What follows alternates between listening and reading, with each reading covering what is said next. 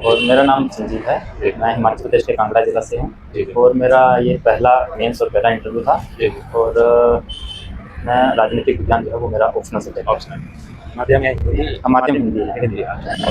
तो सर कैसा रहा इंटरव्यू आपका?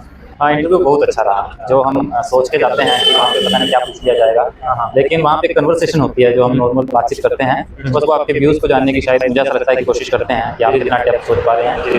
तो एक नॉर्मल सी कन्वर्सेशन थी और बहुत अच्छा लगा। सवालात जो रहे कहाँ से कैसे पूछे गए? हाँ, सवालात का जो दायरा था वो डायनेमिक लगा मेरे को, क्योंकि इंटरनेशनल रिलेशंस के साथ साथ जो हमारे डोमेस्टिक इश्यूज़ हैं उन पर बात हुई। तो साथ में जो जिस बैकग्राउंड से आप आते हैं उसको लेकर भी बात हुई। लेकिन कुछ एक बातें थी, जैसे मुझे लगा मैं पुलिस में पुलिस पूछा जाएगा, लेकिन वो नहीं पूछा गया। बहुत अनएक्सपेक्टेड था, मतलब ऐसा नहीं था। उनको जहाँ पे अच्छा लगा बात करने को उन्होंने उस इशू पे बात किया। अच्छा, पुलिस में हैं आप? हाँ, अच्छा, अच्छा। कहाँ से हैं अभी सेलेक्टेड? मैं हिमाचल प्रदेश पुलिस में हूँ, इंस्पेक्टर। इंस्पेक्टर हैं। अच्छा, तो सर ये बताएंगे कि शुरुआत जो आपने की थी, क्या रणनीति रही है प्री के लिए? खासकर सीसेट भी हिंदी माध्यम के छात्रों के लिए बहुत आला बनता है और प्री निकालना बहुत मुश्किल भी होता है। क्या कैसे रणनीति रही है आपकी? हाँ, प्री स्टेज ही आज के टाइम में सबसे टफ है जो मुझे लगता है, स्पेशली सीसेट को लेकर भी। जी, जी। स्ट्रेटजी यही है कि अगर आपकी इंग्लिश वीक है तो आपको कहीं ना कहीं जो मैथमेटिक्स वाला पोर्शन है, जो रीजनिंग वाला पार्ट है, उसको स्ट्रॉन्ग बनाना पड़ेगा। कहीं ना कहीं तो हिंदी माध्यम वालों को आगे बढ़ना है तो ये अप्रोच तो अपनानी पड़ेगी। एक फील्ड में तो आपको स्ट्रॉन्ग होना पड़ेगा। तो मैंने इन दोनों पहलुओं पे काम किया। कुछ एक इंग्लिश के क्वेश्चन सोल्व करता था, कुछ एक रीजनिंग और मैथ के, ताकि एवरेज हो जाए। और बाकी यही अप्रोच है कि आपको करना ही पड़ेगा, ऑप्शन कोई दूसरा है नहीं है। ऑप्शन यही है, या तो आप रीजनिंग या मैथ पे पकड़ बना लीजिए या इंग्लिश को स्ट्रॉन्ग कर लीजिए। अच्छा, तभी सेट हो पाएगा। पीवाईक्यू कितने सालों के प्री मेंस के लिए आपने लगाई? पीवाईक्यू तो है, मस्ट है, मैं ये मानता हूँ। पिछले 5-6 सालों की पीवाईक्यूज तो करने ही चाहिए, चाहे वो 1 पेपर की बात करो चाहे 2 की बात करो। तो आपको एक हल्का सा आइडिया वहीं से जनरेट होता है कि आपको क्या पढ़ना है और क्या नहीं पढ़ना है। सबसे इम्पोर्टेंट ये है। तो यूपीएससी की कुछ थीम्स हैं, वहीं से बार बार क्वेश्चन पूछे जाते हैं। अगर आप उनके प्रति स्ट्रिक्ट रहते हैं तो आप आराम से कर पाएंगे। अच्छा, जैसे आपने बताया थीम के बारे में, कौन कौन से ऐसी थीम है जो बिजनेस से शुरुआत करना चाहते हैं तो वो जानना चाहेंगे इस चीज़ को? जैसे हम पर्टिकुलर थीम तो मैं क्या बता सकता हूँ, लेकिन जैसे कॉन्स्टिट्यूशन से क्वेश्चन पूछा जाता है, सभी को पता है हर साल आर्टिकल 21 राइट टू प्राइवेसी इन पे क्वेश्चन पूछा जा रहा है। तो आप उसको नहीं छोड़ सकते, आप फंडामेंटल राइट को नहीं छोड़ सकते हैं। वैसे ही कुछ एक और थीम्स रहती है कि आजकल मॉडर्न हिस्ट्री से ज़्यादा क्वेश्चन पूछे जा रहे हैं, मिडिवल से नहीं पूछा जाता है। कैंडिडेट बहुत सारा टाइम मिडिवल हिस्ट्री को पढ़ने को दे रहा है, तो उसको ये देखना पड़ेगा कि कहाँ पे कैसे किया जा सकता है, कौन सी चीज़ रेलेवेंट है आज के टाइम में, कौन ही पूछी जा रही है, यूपीएससी किस स्तर पर एग्जाम को लेके जा रहा है, उस प्रकार से आगे बढ़ा जा सकता है। अच्छा, एनसीईआरटी के बारे में क्या कहना चाहिए? एनसीईआरटी भी बहुत बोलते हैं कि पढ़ना चाहिए, सब नहीं, अच्छी बात है, पढ़नी चाहिए, पढ़ना तो हर चीज़ चाहिए, नहीं पढ़ सकते हैं। कुछ अगर रेफरेंस बुक है तो वो पढ़ लेनी चाहिए, और एनसीईआरटी प्लस की मस्त होती है, वो भी अगर पढ़ ले तो वो भी काफ़ी है, उससे ज़्यादा पढ़ने की आवश्यकता नहीं। अच्छा, अच्छा। सिलेबस के अकॉर्डिंग पढ़ना चाहिए, बुक के अकॉर्डिंग नहीं पढ़ना चाहिए, सिंपल सी बात है। सर, पुलिस में आप हैं तो आपके लिए कब लगा था कि यूपीएससी ही आपको करना है इसके बाद, या पहले से ये ड्रीम था आपका? नहीं, मैं स्टेट पीसीएस की तैयारी करता था। मैं वहाँ भी 5 मेंस लिख चुका हूँ, इंटरव्यू दे चुका हूँ, लेकिन सर्विस के दौरान मुझे लगा कि अब मुझे अगर एग्जाम देना है तो यूपीएससी का देना चाहिए। तो मैंने वहीं से सोच लिया था कि मुझे यूपीएससी देना है, तो इस बार मैंने उसके लिए मेहनत किया। मेंस के लिए क्या कहना चाहेंगे? मेंस की आंसर राइटिंग बाद में की थी, प्री के बाद में आपने की शुरुआत से ही कर रहे थे? नहीं, जैसे कि मैंने बताया आपको कि मैं 5 मेंस स्टेट पीसीएस के लिख चुका हूँ, तो मुझे एक्सपीरियंस था। लेकिन मैंने 2 महीने दिल्ली में आके स्पेशली तैयारी की, मेंस आंसर राइटिंग प्रैक्टिस की। जी, जी। तो मेरा उसकी वजह से अच्छा हो गया। कौन कौन से ऐसे देखना पड़ता है मुश्किलों को हिंदी मीडियम के लिए, खासकर छात्रों के लिए? आपको कैसा लगा इस चीज़ के, क्या कहना चाहेंगे? थोड़ा सा मुश्किल तो क्या कहूँगा मैं, लेकिन ये है कि 3 घंटे में पेपर लिखना और हिंदी लिखना तो थोड़ा सा चैलेंजिंग रहता है एज कम्पेरिजन टू इंग्लिश की बात करें। इंग्लिश लिखने में थोड़ी सा रहती है, जहाँ तक मुझे लगता है। दूसरे स्तर पर ये देखें कि उतना एनरिच मटेरियल, लेकिन आज ये समस्या काफ़ी कम हो गई है, क्योंकि जो कोचिंग अकेडमीज हैं वो दोनों भाषा में अच्छा कर रही हैं, इंग्लिश में भी हिंदी में। ऐसे बहुत बड़ा चैलेंज नहीं है हिंदी के लिए भी, लेकिन ये है कि हमें आंसर जो लिखते हैं उसमें क्वालिटी देनी पड़ेगी, तभी बात बनेगी। तो हमें लगता है कि हम थोड़ा ना हिंदी वाले उतना अच्छा नहीं लिख पाते हैं जितना इंग्लिश वाले लिखते हैं, क्योंकि मैं हमेशा से टॉपर्स की कॉपी को लिखता रहता हूँ, चाहे वो इंग्लिश की हो चाहे वो हिंदी की हो। तो जो हिंदी में अच्छा करते हैं उनकी क्वालिटी जब आंसर राइटिंग देखते हैं वो बहुत एनरिच होती है, बहुत अच्छी होती है। तो जब हम उस स्तर पर पहुँचेंगे तो हिंदी का रिजल्ट भी बहुत अच्छा आएगा, ऐसी बात नहीं है। अच्छा, नोट्स के लिए कैसे आपने नोट्स बनाए थे? शॉर्ट नोट्स जो होते हैं, या आप किताबों से ही पढ़ना समझा कुछ? वैसे तो जो बुक्स हैं मैं उसी से ज़्यादा पढ़ता था, लेकिन मेंस के लिए मैंने जो शॉर्ट नोट्स थोड़े तैयार करने की कोशिश की थी, जो मेरे को थोड़ा टाइम मिल पाया उसमें। बाकी मैं बुक्स पे ही ज़्यादा रिलाई किया। अच्छा, अच्छा।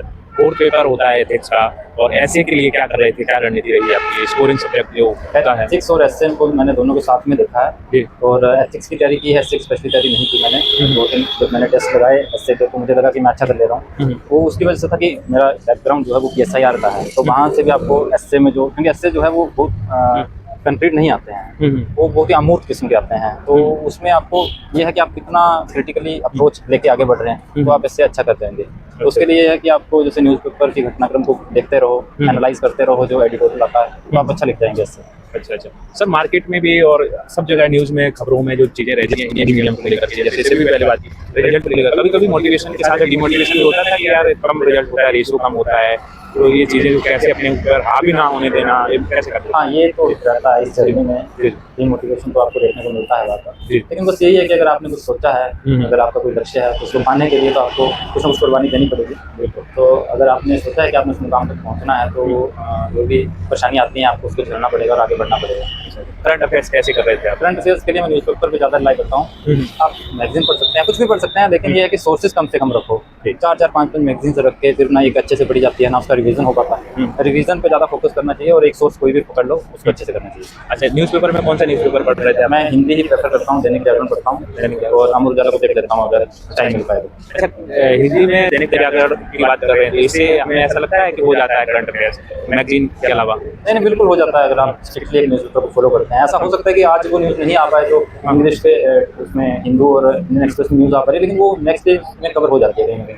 तो आप अगर डेली बेसिस पे पढ़ते हैं तो कोई न्यूज़ ऐसी छूटती नहीं है, मुझे लगता है, और हो जाता है उससे। तो न्यूज़पेपर में दैनिक जागरण की बात करें तो वो एडिटोरियल वो कैसे समझ पाते हैं कि हमारे ही रिलेटेड है? क्योंकि शुरुआत में न्यूज़पेपर को पढ़ना, जैसे द हिंदू का तो वो बोलते हैं। उसके लिए यही तो है कि आपको सिलेबस दिया है कि यूपीएससी जी, ने, जी। आपको सिलेबस के प्रति स्ट्रिक्ट रहना जी, है। जी। उसमें तो बहुत सारे पॉलिटिकल इश्यूज रहते हैं जो हमारे काम के नहीं होते, लेकिन ये है अंडरस्टैंडिंग के लिए उनको भी पढ़ा जा सकता है, कोई इसमें बुरी बात नहीं है। जी। लेकिन आपको अगर जल्दी करना है और एक टाइमलाइन के अंदर करना है तो आपको सिलेबस के साथ स्ट्रिक्ट रहना पड़ेगा। तो सिलेबस के अकॉर्डिंग चीज़ों को पता, जब सिलेबस हमें याद होगा तो कौन सी चीज़ काम की है, कौन सी नहीं है, तभी तो हम पता कर पाएंगे। जी, जी। सिलेबस मस्ट है और प्रीवियस ईयर क्वेश्चन पेपर इसीलिए बढ़े जाते हैं कि यूपीएससी क्या पूछ रहा है, क्या पूछना चाह रहा है, सिलेबस से कैसे लिंक कर रहा है। तो इसलिए प्रीवियस ईयर क्वेश्चन और सिलेबस और बार बार रिवीजन, यही 3 चीज़ें हैं जो यूपीएससी में सक्सेस ला सकती हैं, मुझे ऐसा लगता है। ऑप्शनल क्या है सर आपका? मेरा PSIR। PSIR, और ये ऑप्शनल का भी रहता है हिंदी मीडियम में, बहुत सारे बच्चे ज़्यादातर हिंदी साहित्य की ओर अग्रसर होते हैं, जाते हैं।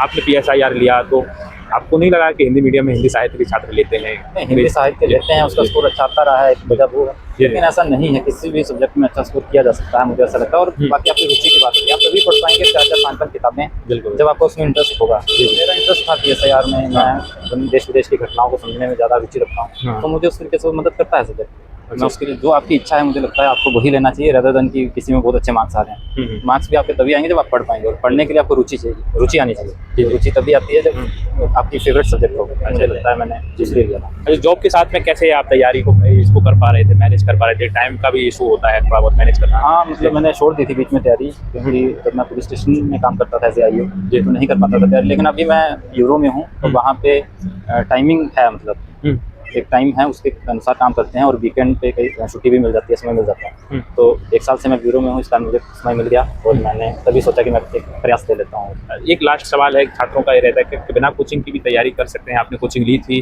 या केवल सेल्फ ही कर रहे थे आप? नहीं, बिल्कुल बिना कोचिंग की तैयारी की जा सकती है। मैंने कोचिंग नहीं ली है कहीं पे भी, लेकिन ये है कि मैंने ऑप्शनल के लिए ऑनलाइन क्लासेस ली थी राजेश मिश्रा सर की, और मेंस के टाइम पे मैंने दृष्टि अस्मिता प्रोग्राम भी ज्वाइन किया था ताकि मैं आंसर राइटिंग कर सकूं। तो इस प्रकार से मुझे जहाँ से सहायता लेने की जरूरत महसूस हुई, इसमें अनुसार वैसे मैंने किया है। लेकिन ऐसा नहीं है कि बिना कोचिंग के नहीं किया जा सकता है, आराम से किया जा सकता है। बस कंसिस्टेंसी की बात है और अपने जो कोर्स सिलेबस है उसके ऊपर फोकस करना है, आराम से हो जाएगा। अच्छा सर, और ऑप्शनल ये इसमें प्री में 2 पेपर होते हैं जो, तो उसमें अटेम्प्ट का और बता दीजिए सर, कितने क्वेश्चन अटेम्प्ट करना चाहिए, कितने आपने किए थे, इसके बारे में छात्र जानना चाहते हैं। कितने करने चाहिए तो मैं नहीं बता पाऊंगा, लेकिन आपने कितने किए? एक्यूरेसी होनी चाहिए। 80 क्वेश्चन अगर आप 40 कर ले रहे हैं और उसमें से आपके 35 एक्यूरेट, तो आप आराम से निकाल पाएंगे। एक्यूरेसी को देख के चलना, और आपका स्ट्रॉन्ग जोन क्या है। जैसे मेरा मान लो मैं इंग्लिश में अच्छा कर ले रहा हूँ, तो मुझे इंग्लिश के क्वेश्चन पे ज़्यादा रिलाई करना पड़ेगा। एक फील्ड में आपको अच्छा होना पड़ेगा, रीजनिंग मैथ में हो जाए, इंग्लिश में हो जाए, या दोनों में थोड़ा थोड़ा हो जाए, तभी CSET का पेपर हो पाएगा। CSET का पेपर में स्ट्रेटजी